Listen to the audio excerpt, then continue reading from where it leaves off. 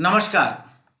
शारीरिक शिक्षा में बहुत सारे विषयों का संगम है। जब इन विषयों को हम लोग पढ़ते हैं तो स्पोर्ट्स ट्रेनिंग के अंदर 5 मोटर एबिलिटीज के बारे में पढ़ा जाता है। स्ट्रेंथ, स्पीड, इंड्योरेंस, फ्लेक्सिबिलिटी और कोऑर्डिनेटिव एबिलिटीज। इनमें से एक शब्द आता है स्ट्रेंथ, जो हमारी ताकत की क्षमता को इंगित करता है।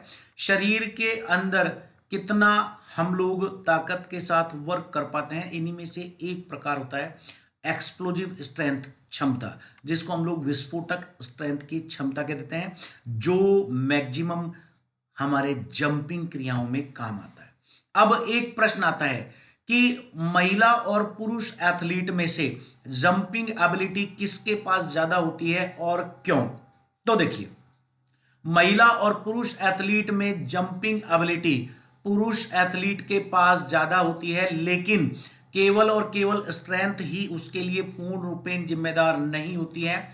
दो कारण बनते हैं इसके लिए। पहला, जब हम लोग किंसियोलॉजिकल बेसिस के बिहाफ पर बॉडी स्ट्रक्चर की बात करेंगे तो वहां पर एक शब्द आता है सीजी, जिसे सेंटर ऑफ ग्रेविटी कहा जाता है। और यह मनुष्य का वह अदृश्य अनसीन पॉइंट होता है बॉडी का, जहां टोटल मॉस कंसोलिडेटेड होता है। मतलब संपूर्ण शरीर का द्रव्यमान यहां पर होता है और संपूर्ण शरीर के ऊपर लगने वाले विभिन्न बलों का प्रभाव यहां जीरो होता है।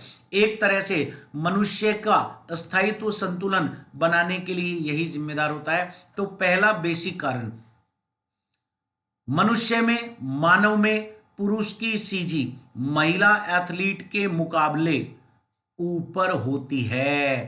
टोटल बॉडी हाइट के 57% पर मेल की सीजी और 55% पर फीमेल की सीजी होती है। पहला कारण जो संतुलन के अंदर जंपिंग एबिलिटी में काम आता है। दूसरा कारण, physiological conditions of A women. मनुष्य में जब मानव की आकृति बनाई गई है तो देखिए, पुरुष की आकृति शंकुआकार बनाई गई है, लेकिन फीमेल की आकृति जो है वो गोलाकार बनाई गई है, क्योंकि महिला को सामान्य तौर पर प्रजनन का कार्य भी करना होता है। एक नव संतति, नई संतान को जन्म देना होता है, जिसके लिए पुरुष में शिश्न और महिला में योनि पाया जाता है। और दोनों की फिजियोलॉजिकल आकृति जो है वो अलग होती है। पुरुष की शंकुआकार होती है और महिला की गोलाकार होती है। इस कारण से भी जंप में पुरुष को ज्यादा आसानी होती है। तीसरा और सबसे महत्वपूर्ण कारण, पुरुष और महिलाओं के लोअर उपांगों के अंदर पाए जाने वाला रेशियो ऑफ वेट, वसा का अनुपात। महिला के अंदर वसा या वसीय ऊतकों का अनुपात पुरुषों के मुकाबले ज्यादा होता है। एक महिला में 22 से 25% वसा टोटल बीएमआई में पाई जाती है, जबकि पुरुष में ये 16 से 18% होती है। वसा भी महिला में निचले उपांगों में ज्यादा पाई जाती है, जिसकी वजह से मसल मास कम हो जाता है और फैट मास ज्यादा कंसोलिडेट हो जाता है। मसल मास कम होने की वजह से महिला में और पुरुष में ज्यादा होने की वजह से पुरुष के अंदर मसल फोर्स ज्यादा इंपल्स होता है। मतलब मसल कंट्रैक्शन पुरुष में ज्यादा होता है, जिससे जब पुरुष जंपिंग के लिए मसल को नीचे झुककर कॉन्ट्रैक्ट करता है तो मसल ज्यादा फोर्स प्रोडक्ट कर पाती है।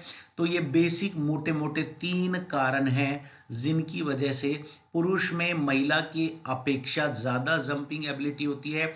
और यहीं पर जब हम बात करेंगे एंथ्रोपोमेट्रिक मेजरमेंट की, तो एक चौथा कारण और जिम्मेदार बनता है, पुरुष के टखने के जोड़ का अनुपात महिला के टखने के जोड़ के अनुपात से ज्यादा चौड़ा होता है। और यह भी कारण बनता है ज्यादा स्ट्रेंथ प्रोडक्शन करने का। तो यही वो कारण है मित्रों, जिसकी वजह से पुरुष एथलीट महिला एथलीट की ज्यादा जंप कर पाते हैं, और इसी वजह से उनके अंदर ऊंचाई पर ज्यादा जाने की, जंप लेकर ऊंचाई पर ज्यादा जाने की क्षमता पैदा हो जाती है। बहुत बहुत नमस्कार, धन्यवाद, जय हिंद, जय भारत।